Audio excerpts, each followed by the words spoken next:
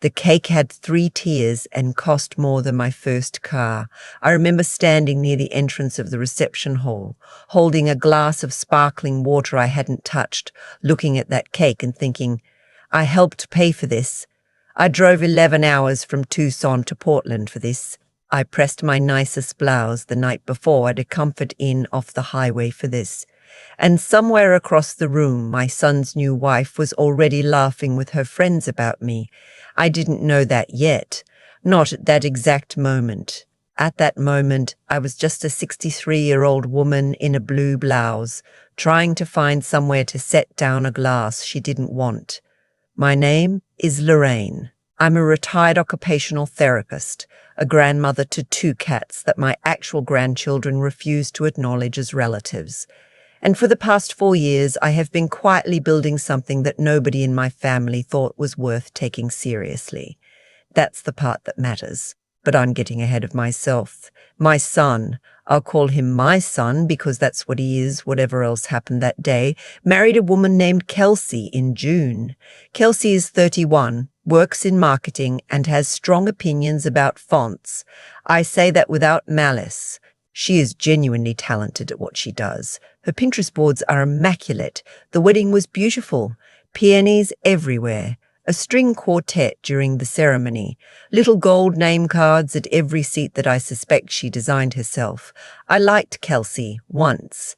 I want to be clear about that. When my son first brought her home for Thanksgiving 3 years ago, I thought, this is a woman who knows what she wants. I respected that. I still respect it in the abstract. What happened in June was not about fonts or Pinterest boards. It was about something older and meaner than any of that. It started, I think, the Christmas before the wedding. My son had asked what I'd been up to. Genuinely asked, I think, not just making conversation. And I made the mistake of telling him. For the past few years, I'd been developing a small line of adaptive clothing.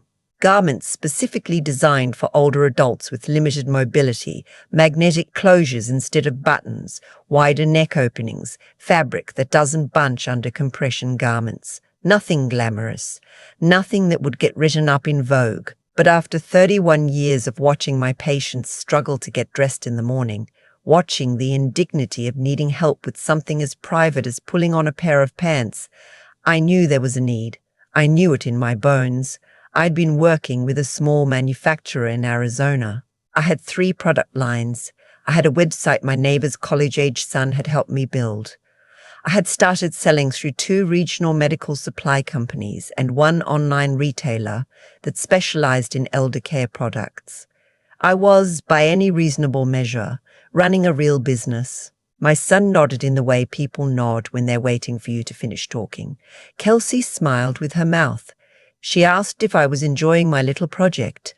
Her exact words, little project. I said yes. I said I was enjoying it very much. That was the first time. After Christmas there were other times. A phone call in February where my son mentioned, gently, that he was worried I was overextending myself. A text from Kelsey in March, asking if I'd considered whether I might enjoy a part-time job at a garden centre instead. Something with regular hours and less stress. I still have that text. I have thought about it many times since. I never argued.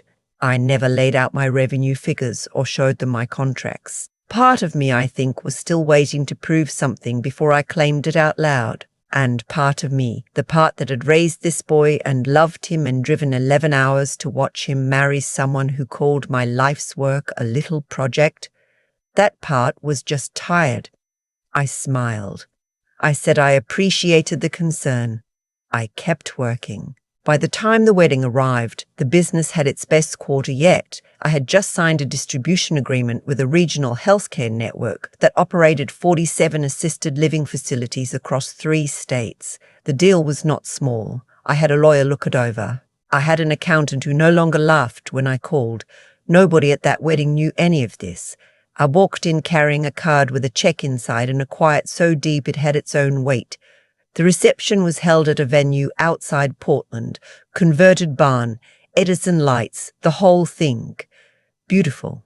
I sat at a table near the back with my ex-husband's sister, who I've always liked, and a college friend that my son's named. I want to say Patrick, who spent most of dinner telling me about his CrossFit gym. I smiled and asked questions. I was doing fine. Then came the toasts. The maid of honor went first. Her name was Ashley. I'd met her twice before, once at an engagement party in Seattle and once at the rehearsal dinner the night before. She was bubbly and loud in the way that works better at bachelorette parties than wedding receptions, and she'd clearly had a glass or two before she picked up the microphone. She talked about Kelsey for a while. The usual things: college roommates, how she knew she was meant for my son, a slightly too long story about a road trip to Cabo. The room was warm and laughing.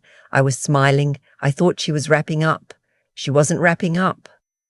And I just have to say, Ashley said, pivoting toward the family tables, we are so lucky that both families are so supportive, even when that support comes in some very creative forms. She was looking at me when she said it. We've heard a lot about the adaptive clothing business. She made air quotes with her free hand. Actual air quotes. Very entrepreneurial, very inspiring, starting a whole new career at 60-something. A few people chuckled, not meanly, just reflexively, the way you laugh when someone else is laughing. Kelsey told me she's been trying to explain to her mother-in-law for 2 years that there are easier ways to stay busy in retirement. She smiled brightly, but hey, you do you right. More laughter, warmer this time. I felt my face arrange itself into an expression I have spent 63 years perfecting: pleasant, unbothered, present. I have worn it in hospital rooms. I have worn it in the offices of insurance adjusters who told me my patients didn't qualify for the equipment they needed. I am very good at that face. Then my son, leaned over to his new wife and said something in her ear, and she pressed her lips together to keep from laughing, and I saw it, and I felt something go very still inside me. Ashley wasn't done. I told Kelsey, I said, at least she's not online dating. That's the other thing women her age are doing.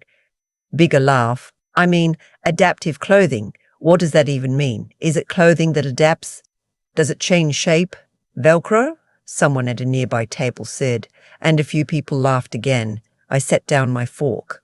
I did it slowly and quietly. I picked up my water glass and I took a sip, and I kept that face on, that smooth, pleasant, impenetrable face, and I thought about 31 years of patients who couldn't manage buttons. I thought about a woman named Ruth who cried in my office because she'd had to ask her teenage granddaughter to fasten her bra every morning, and she was so ashamed she'd stopped going to her book club. I thought about the version of the magnetic closure I'd finally gotten right on the 4th prototype. I thought about the healthcare network contract sitting in a folder in my laptop bag at the hotel. I stayed in my seat. My son gave his toast after that. He thanked everyone beautifully. He said nothing to correct what Ashley had said. He looked at me once near the end, and his expression was, kind is the wrong word. It was careful. He was being careful. I nodded at him. I smiled with that face. The toasts ended.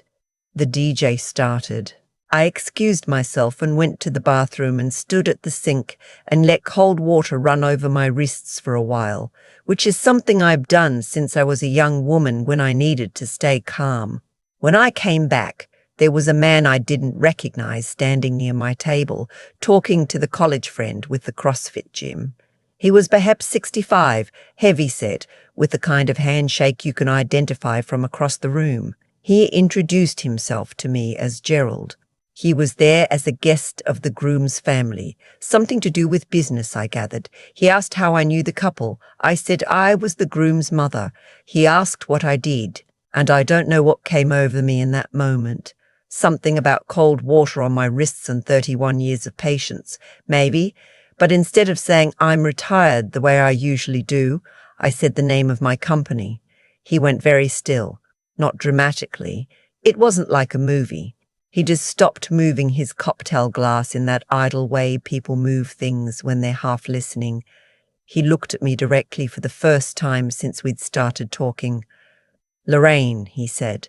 What's your last name? I told him. He said, "You're Lorraine Chambers." I said I was. He was quiet for a moment. Then he said, very carefully, "I'm on the board of CareSource Medical Supply." CareSource Medical Supply was one of the two regional companies I'd mentioned earlier, the ones I'd started selling through 2 years ago, the ones who, 6 months prior, had approached me about a deeper partnership and introduced me to the healthcare network that signed my distribution agreement. Gerald was not just on the board. I would learn this later. But I had a feeling even then, Gerald was the reason that phone call had happened in the first place. He'd seen my product line on a report. He'd flagged it. He'd said, "Find out more about this woman." He asked if I was genuinely the same Lorraine Chambers who'd developed the magnetic closure line. I said I was. He asked how long I'd been at this. I said 4 years. He said the assisted living facilities in their network had seen measurable reductions in morning care time, the time it takes staff to help residents get dressed, since switching to my products. He said some number that I will not repeat here because I am still not entirely used to hearing it said out loud. Then he said, "I'd love to introduce myself properly. I have to be honest with you. I had no idea I was going to meet you tonight." The DJ was playing something loud and thumping. Across the dance floor, Ashley was dancing with her arms above her head. My son and his new wife were moving together near the center of the floor, her dress catching the light. Gerald said, "Would you mind if I said hello to your son?" I minded a little, but I said I didn't. He walked over. I followed a few steps behind, the way you do when you're not sure what's about to happen. Gerald shook my son's hand, introduced himself, said it was a wonderful celebration. My son thanked him. Then Gerald said, and he said it warmly without any edge, which almost made it worse, "Your mother is extraordinary. I hope you know that. We've been trying to get her to sit down with our board of directors for the last 6 months. She drives a hard bargain." My son looked at me, the kind of look that passes through a person. Kelsey had stopped dancing. Gerald continued, because Gerald did not know he was dismantling something. He was just talking, the way men like Gerald talk, with the easy confidence of someone who assumes good information is always welcome. He said my product line was in 47 facilities. He said the words distribution agreement and Q1 projections and expanding into 3 more states by next spring. He said he'd flagged my work to 2 colleagues at a national elder care conference in October, and both of them had followed up. The music was still playing. Somewhere behind us a flash went off, a wedding photographer capturing a moment. My son said very quietly, "Mom, I didn't know." I said, "I know." He said, "Why didn't you tell us?" And I looked at him, this person I had driven 11 hours to celebrate, this person I had loved his entire life and would continue to love regardless of what happened next. And I said, "I did tell you, at Christmas." And you nodded. He didn't have an answer for that. Gerald, to his credit, had already sensed that he'd stepped into something and had begun the slow process of excusing himself. He gave me his card before he left. He said to have my assistant call his assistant, and when I told him I didn't have an assistant yet, he laughed and said I would soon. I went back to my table. I finished my dinner. I watched my son and his wife dance. I watched Ashley do the Cupid shuffle with her shoes off. I ate a piece of the 3-tier cake that cost more than my first car, and it was honestly delicious, lemon with lavender buttercream. And I thought, at least there is this. I left before the last dance. In the car, in the parking lot, before I started the engine, I sat for a moment in the dark. I thought about Ruth, who had stopped going to her book club because she couldn't fasten her own bra. I thought about the 4th prototype. I thought about Gerald's business card in my purse and the number he'd said out loud in the middle of my son's wedding reception. I cried a little. Not for long, but I'm 63 years old and I have learned that crying is not weakness, it's maintenance. You let the pressure out so you can keep going. Then I started the car. The weeks after a wedding are strange. The couple is away on their honeymoon. Somewhere tropical, I didn't ask specifically. and the world sort of exhales. I went back to Tucson. I went back to work. I had a call with Gerald's team that I did not mention to my son. He called me about 2 weeks later. It was a Sunday evening, and I was on my porch with a glass of iced tea, watching a family of quail cross my backyard in the line, which they do every evening, and which I have never stopped finding delightful. He apologized. Not a short apology, a long one, the kind that cost something. He said he'd spoken to Kelsey and he said she wanted to apologize too, though she sent that one in a text which tells you something. He said he hadn't understood what I was doing. He said he should have listened better. He said the word dismissive without being prompted, which I noticed. I told him that I appreciated it. I told him something else too. I said, and I want to be clear that I said this gently, because I love my son, and I am not interested in punishment. I said, what Ashley said at the reception was not a surprise to me. I have been listening to versions of that for 4 years. From strangers sometimes, from people in my industry who didn't take me seriously at first. I expected it from strangers. I did not expect it from you. He was quiet for a long time. I let him be quiet. Then he said, I'm sorry, Mom. And I said, I know. I did not say, all is forgiven. Everything is fine. We are back to normal. Because we are not back to normal. We are building something new, and like most things worth building, it takes time. And it takes honesty, and it does not happen in a single phone call on a Sunday evening. What I said was, come visit me in Tucson, come see what I've actually been doing, bring Kelsey. He said he would. I believe he will. I am 63 years old. I spent 31 years learning how to help people maintain their dignity in the hardest moments of their lives. I started a company because I saw a need and I had the knowledge to address it, and nobody else was going to do it. I worked on it while people nodded and smiled and asked if I'd considered the garden centre. The quail crossed my yard in their neat little line and disappeared into the scrubby brush at the edge of the property. I finished my iced tea. I have a meeting with Gerald's board in September. I am preparing materials. I have opinions about the expansion timeline, and I intend to express them clearly. I do not need anyone to be proud of me. It is genuinely fine if they are not. But I will say this, for anyone listening who has been nodded at and smiled past and handed a metaphorical brochure for the garden centre, you do not owe anyone your smallness. Keep going. I have been thinking a lot lately about what we do with the years people stop watching us. Not in a bitter way. I am past bitter. But there is something I keep coming back to. The idea that the moments nobody witnesses are exactly where the real work gets done. Every prototype I revised alone at my kitchen table. Every email I rewrote at 11 o'clock at night because the language wasn't quite right. Every time I almost convinced myself that Kelsey was correct and I should just find something easier, something quieter, something that didn't require me to prove anything to anyone. Nobody saw any of that. And that is precisely why it worked. What Ashley said at that reception was cruel, yes. What my son did or didn't do in that moment hurt in a way I am still sorting through. But if I am being fully honest with myself, which is something I have tried to practice my whole adult life, I have to acknowledge that their disbelief did not come from nowhere. I had been small around them. I had smiled and nodded and deflected and said little project to myself sometimes because it felt safer than claiming something I hadn't yet proven.